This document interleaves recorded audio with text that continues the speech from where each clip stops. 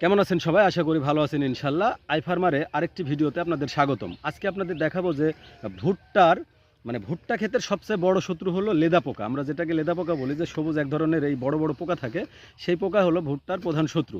সেই শত্রু আপনার দূর করারও বুদ্ধি আছে, ব্যবস্থা আছে। কীটনাশক বা বালাইনাশক বিভিন্নভাবে আপনারা এই লেদাকে মারতে পারবেন। আপনি দেখেন গাছের এখানে, আপনি একটা জিনিস দেখেন যে এই যে গাছের ফুটা করছে, এটা ফুটা করছে যখন ভুট্টা খেতে, এটা ফুটা করছে এই যে খাসে লেদাতে, এই যে দেখা যাচ্ছে খুব সুন্দরভাবে দেখা যাচ্ছে যে লেদা পোকা, এই লেদা পোকা খাইছে। তাহলে এটা কিন্তু নষ্ট হয়ে গেল। যদি আপনার এই পাতাটা নষ্ট হয়, তাহলে পাতা আপনার এই গাছে শক্তি দিতে পারবে না। যদি গাছে শক্তি না দিতে পারে, পাতা যদি ভালো না থাকে, তাহলে তো ফলনও বেশি আসবে না।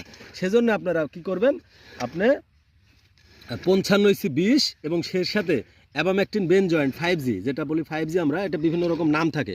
একটা থাকে সাহাম থাকে, সাহার থাকে, সাহাম থাকে, প্রোকটিন থাকে, তারপরে পকলেম থাকে, সিনজেন্টার, এরকম বিভিন্ন রকমের যে বীজগুলো থাকে, যেটা অ্যাবামেকটিন বেনজয়েন্ট লেখা থাকবে, দেখবেন তার গ্রুপটা, সেটা আপনি ব্যবহার করবেন। সেক্ষেত্রে আপনার এই পোকা থাকবে না, মরে যাবে ইনশাল্লাহ। তবে এটা স্প্রে করার উপযুক্ত সময় হলো বিকাল। যদি বিকালে আপনি স্প্রে করেন, তাহলে অবশ্যই বেকালের দিকে স্প্রে করবেন। তাহলে বেকালের দিকে স্প্রে করলে আপনার এই পোকাটা খুব দ্রুত নিধন হবে।